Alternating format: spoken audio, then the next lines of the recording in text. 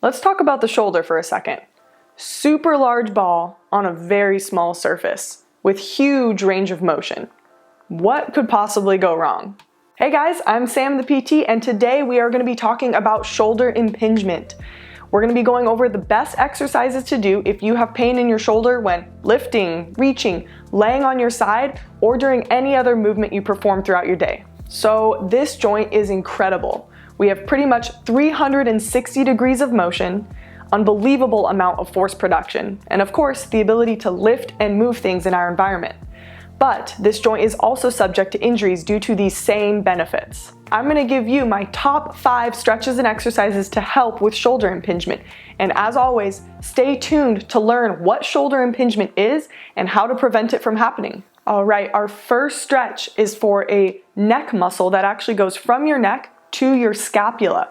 It's called your levator scapula. So as you can probably guess, it elevates the scap. Okay, and so what we want to do is stretch this out so it's not too tight and it doesn't contribute to this lifting up that we get when we lift our arm overhead. Okay, so in order to stretch this, if I want to stretch my left side, I'm going to turn my head away from the left and actually look down. So I want to look down towards my right armpit. So then I'm going to take that same hand, my right hand, and I'm going to pull down. So I'll show you what it looks like. All right, so I feel that stretch going all the way down my neck and my upper back.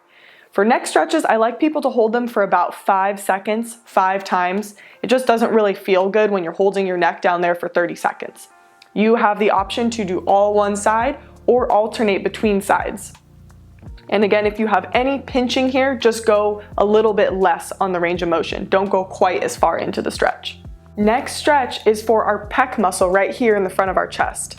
So like everything else with the shoulder, if the muscles around it get tight, it pulls you into a weird position, which again can cause that pinching. So with the pec, it would pull you forward and then which slides the humerus a little bit forward in that glenoid fossa. So when that's forward, you're not going to get the proper mechanics that you need when lifting your arm overhead. And so in order to stretch that, all you need is a wall or a corner right here, or even a doorway works really well. And what you're going to do is put that arm on the side of the wall and you're going to use your same leg to step through. And so that really just helps you twist away. You can step straight through if you feel that stretch already, that's good. I need to get a little bit of a rotation away just to get a really good stretch. And so what it really helps you get all angles of the pec muscle is performing this in 3 different positions. So this is the high position. I feel this kind of like a deep armpit stretch right here. Then I'm going to go down to a middle level, come straight across. Now I feel it straight across in the middle of my pec muscle. Lastly, you're going to do a low position. I feel this one the least, but it gets a little bit more under my collarbone here, my clavicle. Okay, so you want to hold this one 5 seconds in each position, and you're going to go through 5 times just like all the other stretches that we've been doing. Now, if this hurts, I want you to modify it. Sometimes doing a full pec stretch on patients who have shoulder impingement actually kind of hurts and causes the pinching. If the top one hurts, skip it. So I don't want you to go into any painful ranges of motion. You are perfectly fine starting with the middle or the low, or just the low if that's where you're at. I want you to start where you are at, not where you're not, okay? And so what you can also do is get a little closer to the wall and bend your elbow and just step straight through. Sometimes that helps patients' pain, sometimes it makes it worse. It's just something to try, all right? And so one more thing to be careful of with this is not letting the shoulder drop down and forward. I don't want to see any stretching like this. So we want to tuck that shoulder blade back, keep it down away from our ears like we've been talking about, and just lightly rotate away. And then you would just turn around to do the other arm. All right, so for our next exercise, we are going to work on thoracic extension. So this is pretty much the arching of your upper back. And this is really important because when we lift our arms overhead, we actually get some thoracic extension. So if we're lacking that motion, it can contribute to the pinching or the impingement that you're getting in your shoulder. So for today, we are going to be using a foam roller. You will hear me say this a lot. I think everybody should invest in a foam roller. They're relatively cheap and they can be used for so many different things. And you will need it for today. So with your foam roller, you are going to put it behind you and lay back on it. Make sure it's not rolling away. Okay, lay back on the foam roller, and what I like to do is put my arms behind my head, and that kind of helps me support my neck and relax my neck muscles. But if this hurts your painful side, you can just put that arm down across your stomach. All right? So for this one, a lot of people like to start by lifting their butt and then you can roll. This is kind of like a massage. It might crack your back a little bit, but for the actual mobilization, I want you to keep your butt down on the ground. And from here, you're going to arch your back over the foam roller, kind of like you're doing a crunch. But the important part here is arching over the foam roller because that's getting that extension mobilization. And so what you're gonna do is perform this for 5 times, and then what I want you to do is lift your butt and scoot about 1 inch up or down, depending on where you are, and go again. This is gonna be on a new spot of your upper back. Okay, and then after about 5, you're gonna go 1 more time and pick another new spot and go again.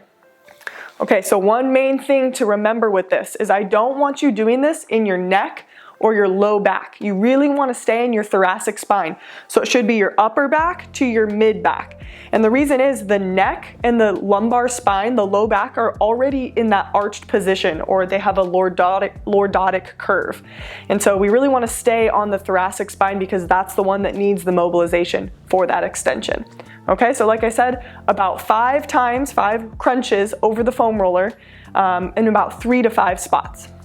All right, our first strengthening exercise that we're gonna work on today is called a scapular push-up, or a scap push-up. And so this one really works on the motor control and movement of the shoulder blades, the scapulas, and it also works on a very important muscle called your serratus anterior. And so that's the one that kind of helps you push forward or protract your scapulas. All right, so this one is gonna look like a push-up, but instead of bending your elbows, you're just gonna move through your shoulder blades. So I'll show you what it looks like. So you're gonna get in a plank position. I'm just gonna go on my knees because it's not really about the plank, it's more about the movement through the scapulas. So keeping the butt down and the shoulders stacked over the wrist, you're going to slowly let your shoulder blades touch and then round all the way out at the top. So you're gonna go down and back up. And you really wanna get the full range of motion here. So these little guys may be a good place to start, but the goal for this one is all the way down, I can feel them touching, and all the way back up. So there are a lot of modifications for this one. So if it hurts your wrists, you can go down on your elbows. Just keep in mind that the surface level, the height of the surface you're on, actually changes the difficulty of it. So a lower surface is much harder than a higher surface. So I did it on the ground today, but what I would probably recommend for you is maybe on the edge of your coffee table or on the arm of your couch, somewhere stable. And then you can just go on your elbows or on your hands and try the scap push-up from there, just getting into a normal plank position.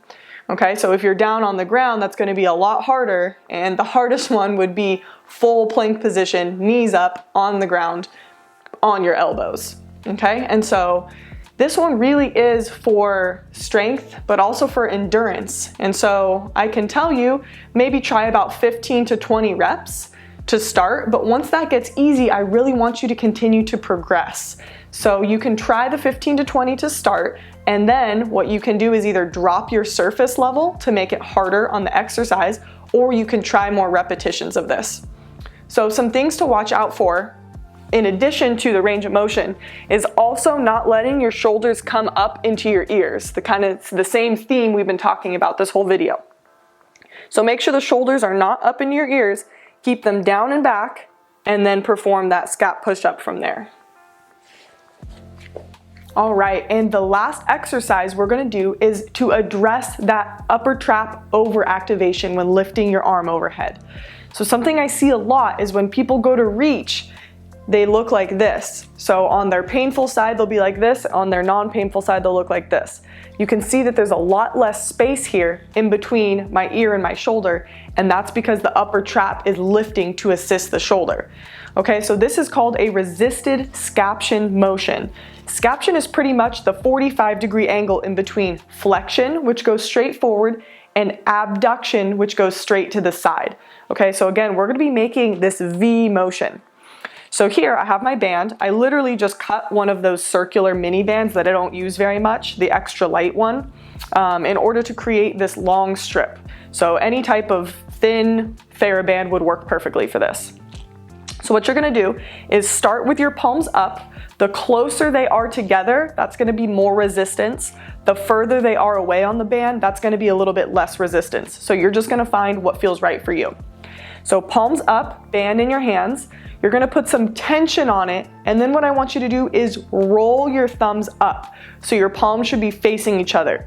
Now, right away, I am already feeling a very strong activation in my middle and low back. And that's actually the middle and low trap, the trapezius muscle that's activating, okay? And so when we do that, we roll it in. The next motion is gonna be that V. So you're gonna go straight overhead with the band, keeping that 45-degree angle, up and down, all right? Now notice that my shoulders are equally far away from my ear. I don't look like this. Okay, so this is what we're working on here, is getting away from lifting the shoulder up. Now, really the best way to do this is probably in front of a mirror so you can get that visual feedback, because a lot of the times people can't really feel what's happening anyways. So do this in front of a mirror, try 10 times to start, and see if you can get your shoulder to stay down and away from your ear. Try out these stretches and exercises, and come back in the comment section to let me know how they worked for you. So now, as promised, let's dive into the anatomy of the shoulder and how you can prevent pain and injury. The shoulder joint is made up of the humerus and the scapula. The humerus has the ball, or the humeral head, and the scapula has the socket, or the glenoid fossa. Due to the amount of range of motion that the shoulder has, we have a rotator cuff to help with stability. This cuff is made up of 4 muscles: the supraspinatus, infraspinatus, teres minor, and the subscapularis. These muscles work to keep the shoulder joint together and to assist proper mechanics. The shoulder requires what's called a roll and slide movement from the bones. As the humerus lifts, it rolls up, but to avoid pinching, it must also slide down. When there is dysfunction in the shoulder, this sliding motion does not occur as much as it should, which causes that pinch that you feel. And the upper trap muscle commonly compensates for this lacking motion in order to help you get your arm overhead. This contributes to shoulder and neck tightness and shoulder pain in general. In order to avoid this overactivation from the trapezius, you must stay consistent with your good posture. Keep an upright back with your shoulders down and back, as well as stretching periodically through the week. It's all about maintenance. If you do these stretches often enough, joints won't get as stiff and muscles won't get as tight. Seriously, do them. Because as much as I want to see you, I don't want to see you in my office. All right, everyone, that's all I have for you today. Be sure to hit that subscribe button and like this video to keep up with new exercises and education. I really hope you learned something helpful today and that I was able to assist you on your journey towards a pain-free life. I'll see you guys next time.